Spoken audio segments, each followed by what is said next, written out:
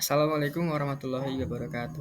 Saya Firandika Setiawan dengan nomor induk mahasiswa 223320006, mahasiswa program studi pembangunan sosial semester 6 Universitas Gunung Kidul akan memaparkan hasil dari PowerPoint saya dengan mata kuliah perencanaan dan pengembangan pariwisata dengan judul Strategi Pengembangan Desa Wisata Melian Rongkop Gunung Kidul yang diampu oleh Bapak Ruspan Rubinus Manik, SEMA.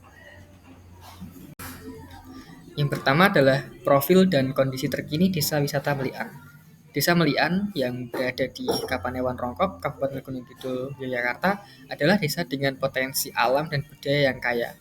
Terletak di kawasan Pegunungan Sewu yang termasuk dalam Global Geopark Network UNESCO sejak tahun 2015.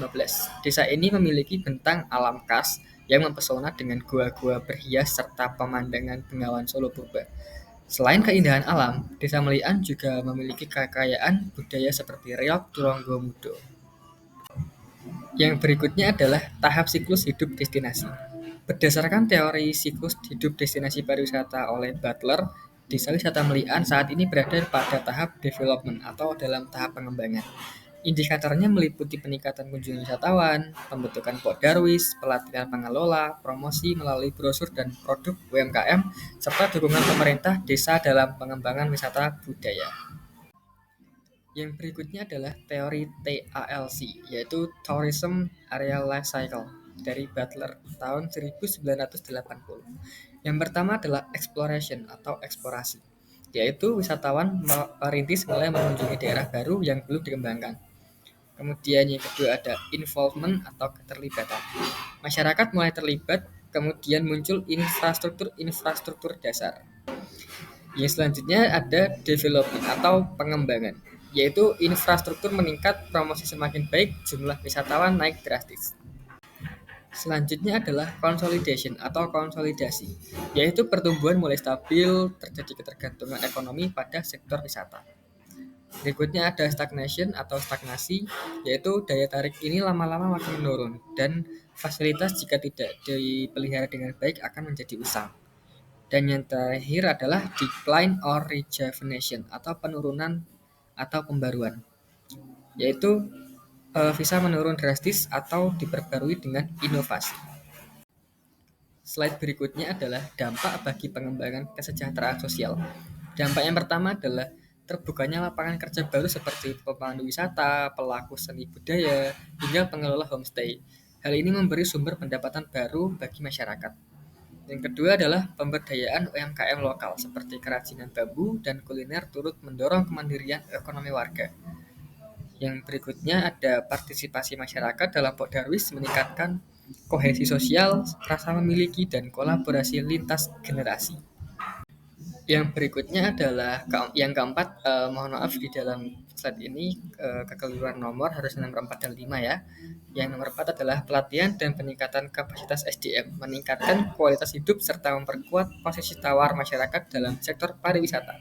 Dan yang terakhir adalah program konservasi lingkungan, mempererat hubungan antara warga dan alam, membentuk ekosistem berkelanjutan sebagai bagian dari perlindungan sosial jangka panjang. Kemudian slide berikutnya adalah identifikasi kebutuhan pada tiap elemen pariwisata. Di dalam elemen ini ada 8 elemen yang akan saya jelaskan.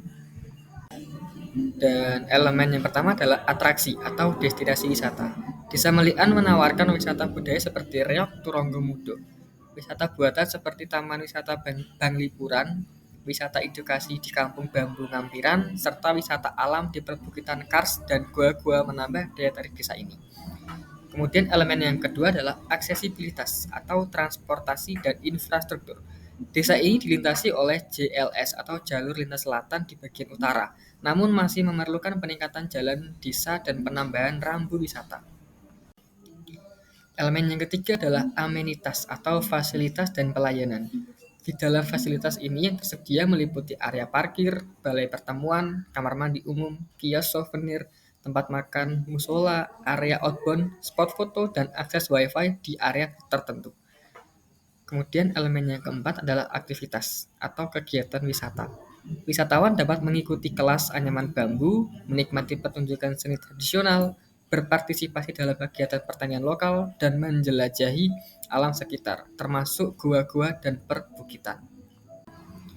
Kemudian elemen yang kelima, yaitu pasar wisata atau wisatawan. Segmentasi pasar meliputi wisatawan yang domestik ini mencari pengalaman budaya dan alam, pelajar dan mahasiswa untuk kegiatan edukatif, serta wisatawan minat khusus seperti budaya dan ekowisata.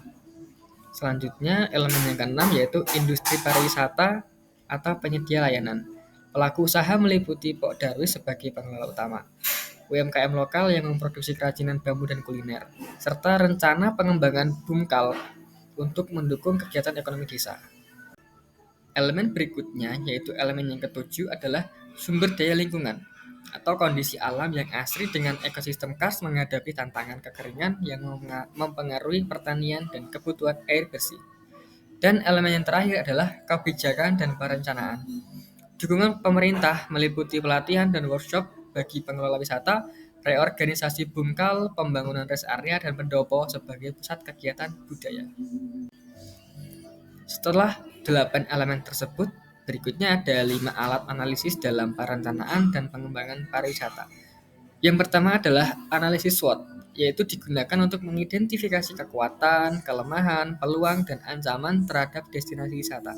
Misalnya, Desa Melian ini memiliki kekuatan pada budaya lokal dan keindahan alam, tetapi lemah dalam aksesibilitasnya. Kemudian alat yang kedua adalah analisis stakeholder, yaitu menganalisis peran, kepentingan, dan pengaruh para pemangku kepentingan seperti Pok Darwis, Bumkal, pemerintah desa, dan wisatawan agar kolaborasi berjalan dengan efektif.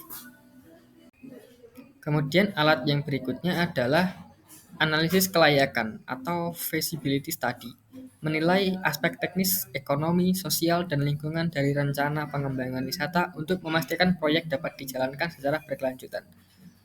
Kemudian yang berikutnya adalah analisis rantai nilai atau value chain analysis, mempelajari alur nilai dari produk wisata, mulai dari produksi, promosi, distribusi, hingga pengalaman wisatawan, guna meningkatkan nilai ekonomi di tingkat lokal. Kemudian alat yang terakhir adalah analisis daya dukung atau carrying capacity, yaitu mengukur kapasitas maksimal yang dapat ditanggung oleh lingkungan, infrastruktur, dan sosial masyarakat agar tidak terjadi over tourism. Kemudian poin berikutnya adalah identifikasi risiko. Di dalam desa wisata Melian ini ada beberapa risiko. Yang pertama adalah kekeringan dan krisis air, yang kedua kerusakan lingkungan akibat wisata, yang ketiga kurangnya kapasitas pengelola, dan yang terakhir adalah persaingan dengan destinasi yang lain. Nah, untuk meminimalisir risiko tersebut, ada beberapa identifikasi upaya mitigasi. Yang pertama adalah pembangunan sumur resapan dan sistem irigasi alternatif. Yang kedua adalah edukasi wisatawan dan penerapan aturan konservasi. Yang ketiga, pelatihan dan peningkatan kapasitas SDM lokal. Dan yang terakhir adalah pengembangan keunikan lokal dan branding yang kuat. Poin berikutnya adalah model perencanaan berbasis risiko atau risk-based planning model. Yang pertama ada identifikasi risiko, yaitu menentukan berbagai potensi risiko seperti kekeringan, degradasi lingkungan, hingga persaingan antar destinasi. Yang kedua adalah analisis risiko, yaitu menilai tingkat kemungkinan dan dampak dari setiap risiko. Misalnya, krisis air dipetakan sebagai risiko tinggi karena berdampak langsung pada kehidupan dan wisata. Yang ketiga adalah perencanaan mitigasi, yaitu merancang strategi untuk mengurangi atau menghindari risiko. Contohnya, pembangunan sumur resapan dan konservasi air. Yang keempat adalah pelaksanaan dan monitoring, yaitu menerapkan rencana sambil terus memantau perkembangan dan menyesuaikan strategi sesuai perubahan kondisi lapangan. Dan yang terakhir adalah evaluasi dan pembelajaran, yaitu mengulas efektivitas upaya mitigasi dan memperbarui rencana secara berkala. Dari poin-poin sebelumnya itu ada rekomendasi strategi pengembangan, yaitu untuk meningkatkan kesejahteraan sosial di masyarakat sekitar. Strategi pengembangan desa wisata Melian meliputi penguatan kapasitas SDM melalui pelatihan bagi pengelola dan pelaku usaha wisata, diversifikasi produk wisata dengan menggabungkan budaya, alam, dan edukasi, meningkatkan infrastruktur seperti perbaikan akses jalan dan fasilitas umum, pelestarian lingkungan melalui program konservasi dan edukasi lingkungan, serta pemasaran terpadu dengan memanfaatkan media digital dan kerjasama dengan berbagai pihak terkait.